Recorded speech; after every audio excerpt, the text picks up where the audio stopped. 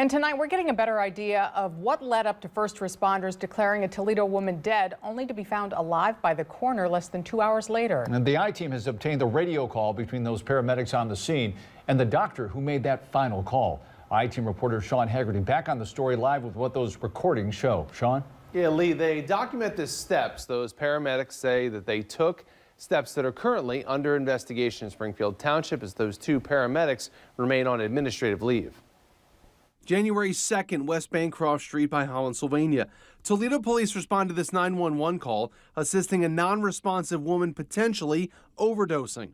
One of my friend's girlfriends there not waking up, and the dog is not cool with people, so I couldn't check on her myself, but it looks like she is not in good shape. Paramedics cannot get to her because of the growling dog on the bed, preventing anyone from getting close.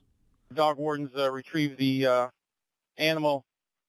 Life Squad 10 and Engine 14 now have access to the patient to do an evaluation. Give it time to 8:25. 8:25, first responders can now get to her nearly 40 minutes after 911 was called. Paramedics go inside. We can't see it on the body camera, but here's what they say they saw when they call an off-site doctor, using the phrase apneic, or an involuntary pause in breathing. We went on scene for 40 minutes, and patients presumed to be apneic for those 47 minutes. Patient had no movement when we were initially on scene. Patient currently pulses apneic. We're just requesting for a time of death. That doctor questions further, especially about breathing and pulse. And you did say that the patient appeared to be non-responsive, sort of non-moving, non-breathing upon your arrival. That's affirmative. Patient showed no movement. We had visuals on the patient the whole time. However, due to the dog, we could not approach. So patient was definitely not responsive verbal. Were you able to approach now and get up there and actually check pulses and stuff? That's affirmative. That's why we said apneic and pulses. Sorry, just making sure. Dr. Scott pronounces the woman dead at 8:28 a.m., 3 minutes after first responders actually got to her.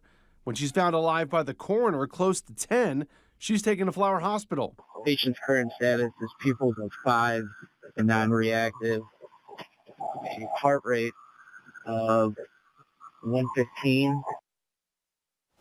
Toledo Fire responded as well. That department did an internal investigation and no one is facing any discipline then. Springfield Township, the department manning that life squad, has not only put those two paramedics on leave, but the fire chief and the assistant fire chief as well. All 4 of those leaves continue at this time. To see our full report on the incident from last week, check out 13abc.com. Diane?